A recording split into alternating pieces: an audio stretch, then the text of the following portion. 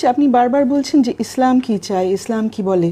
আপনি তো ইসলামের একমাত্র ব্যাখ্যাকারী ব্যক্তি না, এবং আমার মনে হয় আমরা কেউ মানবো না আপনাকে সেই অবস্থায়। আর যেই মুসলিম সে নিজের বিষয়গুলো নিজের মতো করে ঠিক করতে পারে, তার বিশ্বাস তার কাছে, অন্য কেউ তার উপরে কিন্তু এগুলো আরোপ করতে পারে না। এবং আমাদের দেশ ইসলামী আইনের উপরে চলে না, আশা করি কোনোদিন চলবেও না। এটা আপনাদের দাবি হতে পারে কোনো কোনো সংগঠনের, এখন পর্যন্ত আমরা সেই অবস্থায় নেই। এবং আমার কাছে এই কমিশনের প্রতিবেদনের সবচেয়ে গুরুত্বপূর্ণ দিক হচ্ছে ওরা শেষে যে একটি ইতিহাস একভাবে তুলে ধরেছে যে বাংলাদেশ স্বাধীন হওয়ার পর থেকে প্রতি বছরে কী ধরনের পরিবর্তন নারীদের অধিকারের ক্ষেত্রে করা হয়েছে, এবং দেখা যাচ্ছে একটা ধারাবাহিকতা আছে।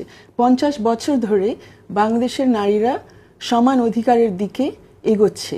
একদম 72 থেকে শুরু করে তাদের প্রথম যে বিষয়টা তারা এখানে তুলেছে যে যুদ্ধ অপরাধের শিকার যে নারীরা হয়েছে, যারা বীরাঙ্গনা ছিল, তাদেরকে যখন স্বীকৃতি দেওয়া হয় 72 সনে, এবং অলমোস্ট গত বছরে আমরা দেখেছি বীরাঙ্গনাদের সন্তানদের জন্য আবার ব্যবস্থা রাখা হয়েছে আইনের মাধ্যমে। তাদের জন্য যে বীরাঙ্গনারা চলে যাচ্ছেন আমাদেরকে ছেড়ে, এখন তাদের জন্য ব্যবস্থাগুলো করা হয়েছে, সেগুলো একটা হাইকোর্টের আদেশের মাধ্যমে।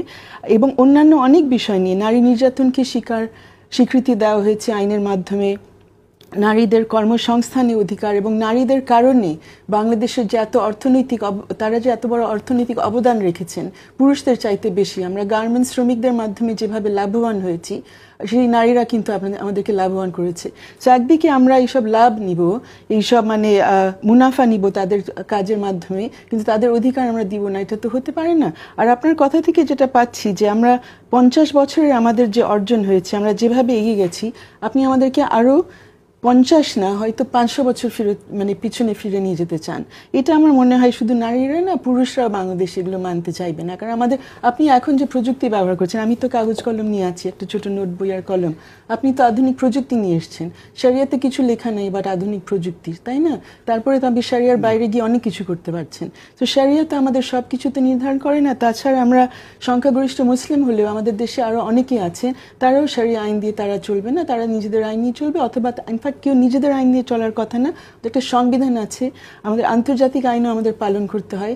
বাংলাদেশ আলাদা কোনো গ্রহের মধ্যে বাস করে না, বাংলাদেশ এই পৃথিবীতে আছে, জাতিসংঘের অধীনে আছে। আমরা নানান ধরনের আন্তর্জাতিক অধিকার আমরা মানি, এবং তার মধ্যে অবশ্যই সমান অধিকার ব্যাপার আমরা প্রথমে এই বছরে এই কমিশনটা বলেনি। সমান অধিকারের কথা বাংলাদেশের প্রত্যেক সরকার, ইভেন যে সরকারগুলোতে জামাত একসময় ছিল, সেই সরকারগুলো মেনেছে যে সমান অধিকার বাংলাদেশে থাকবে, এবং বাংলাদেশ সমান অধিকারের, নারী পুরুষের সমান অধিকারের প্রতি শ্রদ্ধাশীল। তো আপনি যে আপত্তিগুলো দিয়েছেন, এগুলোর আসলে ঐতিহাসিক কোনো ভিত্তি নাই। এখন থেকে হয়তো